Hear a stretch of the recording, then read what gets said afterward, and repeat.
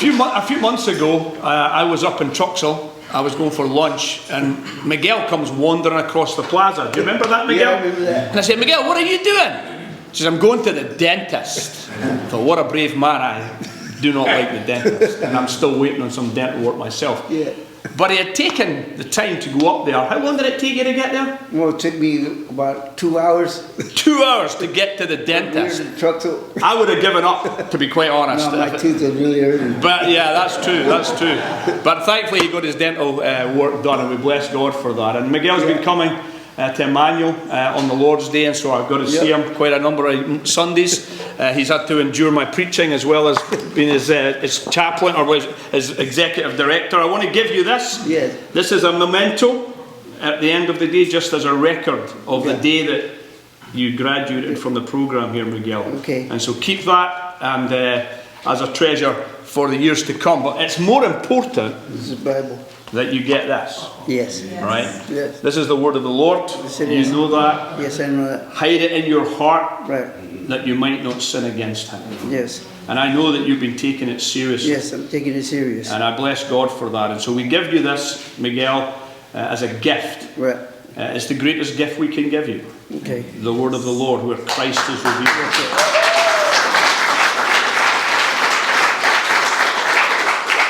And then another little tradition that we like to carry on, that Pastor Tim started many years ago, is this little coin, which I think is a great thing to keep in your pocket. Right. Represents to us the armour of God, reminding us that daily we're in a spiritual battle for our souls. Yes, I am. And we must fight the fight of faith by looking to Christ and Right. Christ alone. So keep that, and you can have that in your pocket if you remember which trousers you put. Well done, well done. Rubio, if you would come up, please. Miguel was wondering if he's our oldest graduate. I don't know if that's true, but you're definitely old, brother. So. I am old. Thank you, sir. My name is Miguel A. Rubio. I was born in East Los Angeles, California. I remember some of the fun days I had as a young child, playing baseball in the streets, running, playing tag. See, we didn't have internet back in the 1950s, so Mom used to tell us, go outside and stay out there, till she called us. All my brothers and sisters were older. I was the youngest. We didn't talk much about God or Jesus. Then I started junior high school. That's when I became a gang member, doing all the bad things that gang members do and had to do to stay in the gang. Then I started high school in 1966.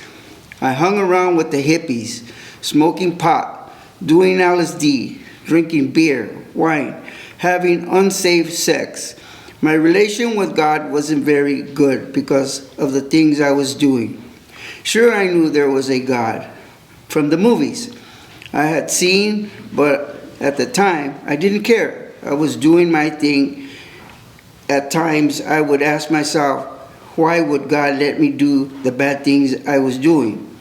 Also, I would ask myself if God would really forgive me for the things I did and was doing. This went on for many years.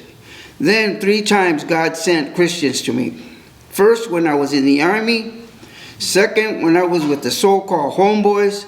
And third time was when I was living in the streets of Los Angeles getting high. Let's see. I didn't want to hear what them Christians had to say. I guess I was running away from God. But God saved my life by placing me in a place where I would listen. And that place was prison. And once again, He sent a Christian to my cell. At first, I felt uneasy. My cellie would read his Bible all the time and go to church every time we had yard. For the people that don't know, they give you a break for an hour. He would invite me always, and always I would say no. But he kept bugging me. So one day I said, I'll go to get him off my back. So we went, all the brothers welcomed me, gave me a Bible, asked me if I needed anything, and I asked myself, who are these guys? Why are they so happy? We're in prison. I'm getting kind of emotional. They would tell me they're happy because they have Jesus. After hearing that, I wanted some of the same things. So I started going with my Sally to worship God every time we had yard. Then one day, I was told I was going to be released. So I would pray to Jesus and ask him to find me a place where I could learn more about him.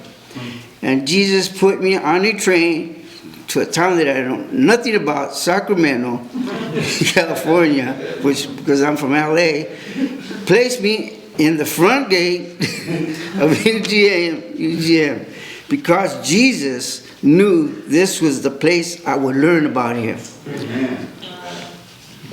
About his life, works, crucifixion, death, and resurrection. So I am very thankful to God, UGM staff, Chris, Alan, Joe, Pastor Mooney, and Pastor Breaks for allowing me to stay here and seeing how bad a person I was.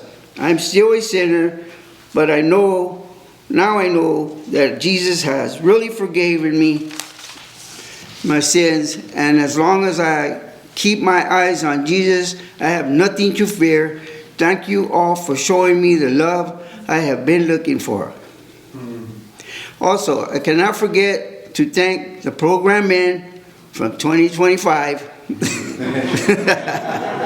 for being helpful to me. I will be praying for you all that you take in, this is for the new guys, that you take it all in. Listen to Joe, Chris, Alan, and listen to the teaching. Take this serious. I love you all. Amen. Miguel Rubio.